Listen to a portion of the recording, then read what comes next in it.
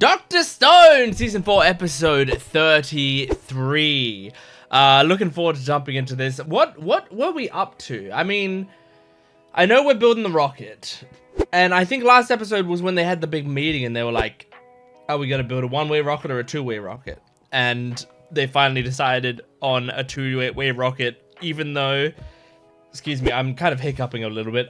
Even though it seems like crazy, even though it seems really difficult to pull that off, it seems like that's what we're going with. So let's check out how this episode goes. We're coming closer and closer to the end of the season and the end of the series, and I can't wait.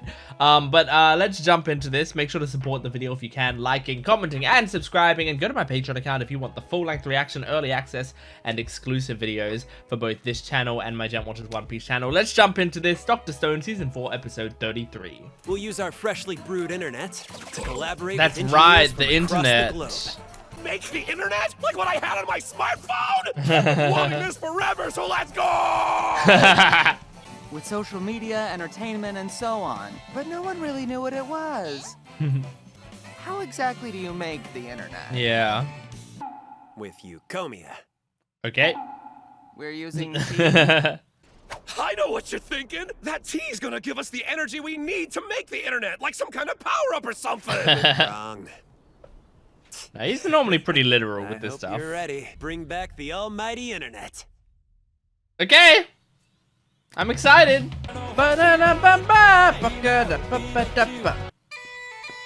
Wanting everything. Is this gonna be about Ryusui? That seems very Ryusui. Oyster's talking like a Pokemon. Okay, got Eucomia tea. Nice. Buggy buddies don't even try messing with them since they're so hardy, lol. Tracks that they The whole tree's loaded with this ridiculously sticky stuff. Whoa. Tea's just bonus loot. We're here for the stickiness of the plant. It's basically like rubber, only stiffer and tough as hell. Interesting. It's impervious, so it was used for golf balls and things like 3D Whoa. printer filaments. Right. Your plan is to put a giant cable underwater, isn't it? Ah. Chrome, you clever boy. Right, that makes sense. We'll use the island of perpetual summer as a way stop. We're going to Hawaii! Oh, cool. Perseus, Indonesia. Wow, crazy. many miles apart. But now we can talk like we're all in the same room together. Aww. Decoding those annoying Morse code messages anymore! That's why you're crying? All of the science users of the world can join forces. That's very cool. I'm Senku. Well, let's just skip the pleasantries and get straight to it. That's why we'll be using e-paper. Okay. To be more precise, we'll be using its predecessor. For this, we'll use two. One strong, one weak. Okay. When you touch the screen with an electric pen, it leaves a lasting trail of Cool. light in its wake. And read the visual data, that will let us send whatever we draw on the screen to That's other awesome. people on the network. You can cooperate. There was an early commercial CAD system that worked in a similar manner. Well, the engineers seem like they've had their socks knocked off, so I'm guessing that means good things. In essence, it means we can collaborate live as they develop their designs. That's awesome. That's where the astronauts will sit for their trip to the moon. Already? That looks Seems comfy. Going global really upped our game. That's so bad. Go Oh, on, is it tell not us how comfy? the thing feels. It's tight as hell and crazy uncomfortable. It'll take some getting used to. Right. And dive headfirst into astronaut training. I want to take one of those spots! It can only fit 3. Regarding Oh, the this is a astronauts question we had earlier in the series. If they beg and bribe me, there's a chance I'll consider it. I'd much rather be petrified. No, Jent, I don't wanna we go should to let the space. experts choose. A key difference is that our crew will be launched into space petrified and Oh. remain so for almost the entirety of the trip. Whoa. Right! We could just revive them for the hands-on part of the mission. That makes Yeah. sense. Made things a lot simpler. Well, That makes a lot of sense. For Stone World science. Wow. The man. Therefore, we don't know if our science can outmatch his. Yeah. We'll be selecting and training them from within our own group. The 3 chosen Einstein. candidates will be a pilot, a scientist, and a fighter. Right. I imagine that was a famous fighter, a famous The captain's chair pilot. belongs to me. and Einstein. Am I wrong? I must remain at the control tower. I alone Chrome. fulfill that role. This is gonna be. Is it even up for discussion? I think it'll be Although they'll Chrome. be petrified Didn't much of the Tsukasa journey, say he'd it bring will be Chrome? physically taxing. Train for strength and stamina. Yeah, that's something Senku can't do. Senku is a true genius. Not a weakling. The spacesuit's gonna be a lot harder to move in than your little Einstein cape. No, Nikki was here. Oh, yo, sorry, huh? Aww, so cute. Oh my god.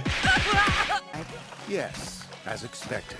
That's a rather elegant deduction. It's to cast a wider Even net for respect selecting our again now. fighter. You said the clothed swimming test was your biggest hurdle. That's right.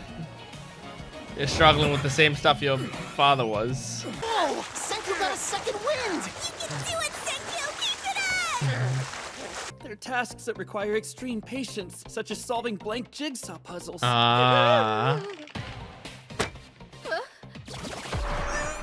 Oh.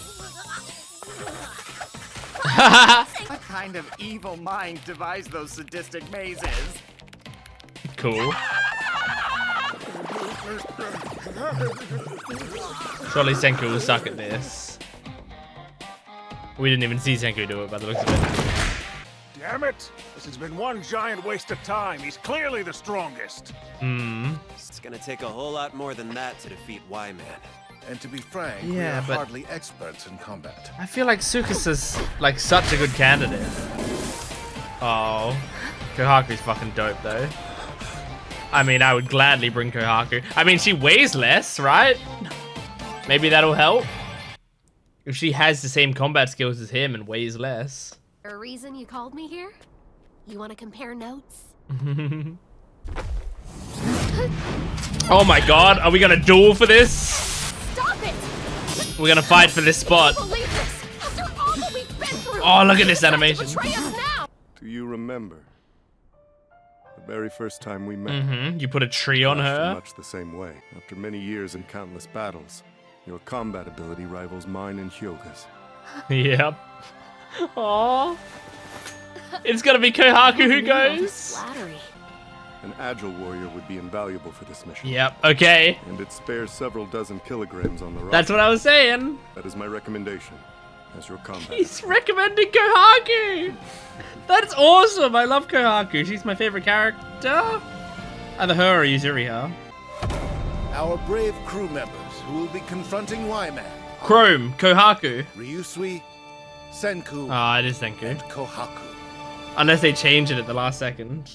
He's been over the moon ever since securing his. I guess it makes seat to sense the moon. Senku goes Seem because extra happy lately. of the Y-Man's gonna be there. It's so freaky accurate, it's got me feeling like a giant! Yeah, it's a sir. I'm gonna make sure it becomes a reality. Someday I'm gonna set sail on my very own ship. He's a pro. Got another high score! Stone World Experience. A pilot. What? Oh, Stanley?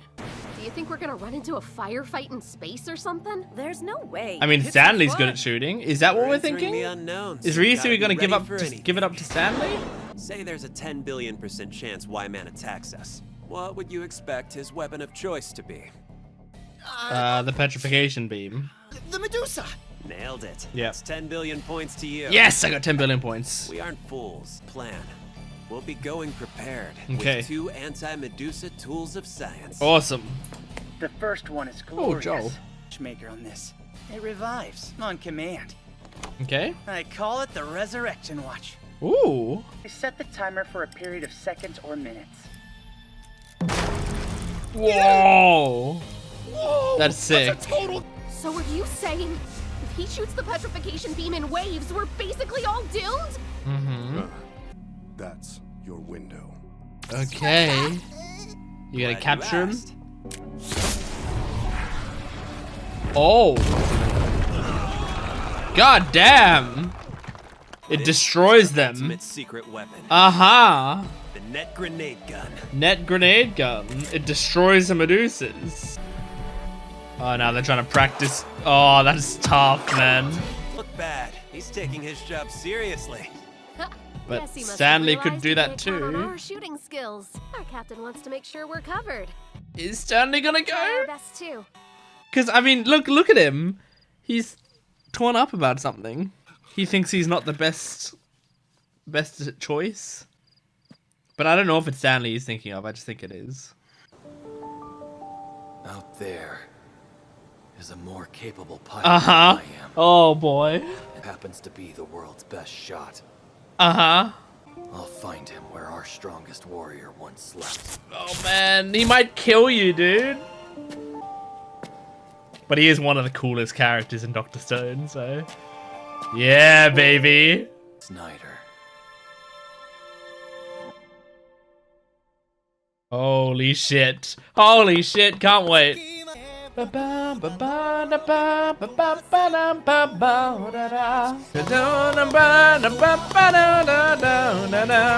know what? That's exciting. Now, if the final team is Senku, Kohaku, and Stanley, that's fucking awesome. That's a great team. My guess, if you had asked me to guess, I would have said Chrome, Tsukasa, and Pilot? I mean, yeah, maybe I'd have guessed Ryusui because I might have forgotten about Stanley. So I think I would have gotten 0 out of 3. But like, that's pretty fucking awesome, dude. That's really cool. I love that Kohaku is coming, because to me Kohaku is basically my favorite character in the show. And you know, at the start of the show she was you know, way more of a main character. I mean, I don't think she's ever lost her main character status. She's like basically always there. But it's like, you know, as the show goes on, there's so many more characters being added that Kohaku is just like, you know, one of a billion of them, you know? And like I feel like Chrome gets a lot more like, you know, crazy main character moment type stuff, you know? But Kohaku has always been special to me. Well, I actually won't say always. I think she grew on me. I think at the start I thought she was decent. I think it was, but like I think, you know what it was? I think it's almost purely Felicia Angel's performance of Kohaku has gotten me to like her more and more. There's something about Felicia Angel's voice that I really, really adore. And Kohaku is the role that I started to like her. Like, I started to actually know who Felicia Angel was, right? Like, whenever I think of her, I always think, oh, the Kohaku voice actor. I think this was my first, like, proper exposure to knowing who she was. I think I'd heard her in other stuff before, but I didn't really know much about her. But this was a role that I was like, who is this voice actor? And then, like, looked her up and tried to memorize her name. And now since then, I've heard her in a bunch of stuff, and I always love her in stuff that I hear. But yeah, like I think something about her performance as Kohaku made me really love this character, and I'm very attached to her now, and I love her very, very much. And so I'm so happy to see that she seemingly is going to be the fighter. Which I wonder if this means for this like final like arc, if it's going to properly be like, you know, they're gonna shrink it down to just being like 3 characters, which I think would be kind of a good idea, because this show has expanded and expanded and expanded and expanded. At this point, there's so many fucking characters in this show. There's an incredible amount of characters in this show that like you're just like every episode you're like jumping back and forth to all of these different people and doing all of their gimmicks and whatever, right? And that's awesome. But like I feel like the show's also often trying to like come up with reasons that we can just focus on small subsets of them instead of like having to have them all in the same place. And I think maybe There's so many birds outside tweeting. I think maybe what they might be doing here is saying, okay, this is gonna be the final arc. We want to get like story stuff done, so let's like. I mean, obviously there's a practical reason of bringing only several people on a spaceship, but like I think for a story reason, for a narrative reason, it works as well. It pares down the amount of people that need to be constantly reacting to everything and all of that, you know? And so I think that's great. Now, I do wonder, like, when we're doing this final arc, are we gonna be cutting back to Earth as they like communicate with them on Earth or whatever? And if they do, like, how much how are we gonna see the other people? I don't know. I'm very curious to see like how this arc is handled, because I'm also so curious about White Man. You know what? I'm so glad that, as far as I have been able to tell, White Man's appearance or anything hasn't been spoiled in the OP, or I haven't seen anything about his appearance. Now, this is assuming Y-Man is like a guy. This is assuming that this is a human man. It very well could be a machine. It very well could be an alien. It very well could be a dog with you know, a talking collar or whatever. Like, it could be anything. Could be a sparrow. What was it? Was it sparrows that were petrified with humans or whatever? Swallow? Maybe it was a swallow. I don't know. But yeah, no, Y-Man could be anything. But if Y-Man's a guy, and I kind of hope Y-Man's just like an actual guy, mostly because I want to see like one final Dr. Stone character design, you know? Because what was the most recent Dr. Stone character design we got? It would have been Sai. And Sai, I like Sai. I want to see one more, and I want to see it be like, this is the pinnacle of like Dr. Stone design. But yeah, I wonder, man, because like also, you know, you could think like, what if it's an AI of Senku, you know? Like, there's several different theories you could have on who or what Y-Man is, but I do just really appreciate, those birds are so fucking loud. I really do appreciate that I just have no idea what to expect from this final section of the show, and I'm really, really excited for it, because this whole show has been building to this, man. It's been building and building and building, and we're finally gonna get there. Oh, I liked the pacing of this episode as well. Like, we said, oh, we're gonna build the internet, and then we did it. And it's like, sometimes, you know, some of the stuff in this show, we've been like speeding through it, and I've been like, oh, it's kind of a shame that they have to speed through this so much, but like, I understand why they have to do it. But like, right now, I actually want them to speed through some of this stuff, because like, we're close to the stuff that we really want to get to. And so I want to see, you know, I want to see the process of them, you know, making all this stuff, making the internet, making the ship, all of that, choosing the people and going on the ship. Like, I want to see that stuff, but at the same time, like, I also want to get to the final boss battle in a timely fashion. And I think they're riding the line nicely now. I think the pacing right now is better than it was at the start of the season. The start of the season was like really, really fast paced. This feels like appropriately paced. So I enjoyed that. But yeah, I started saying this at the start, and I'm gonna continue what I was saying. So I'm really happy it's Senku, Kohaku, and Stanley, because I also think that Stanley's one of the coolest characters that this show's created.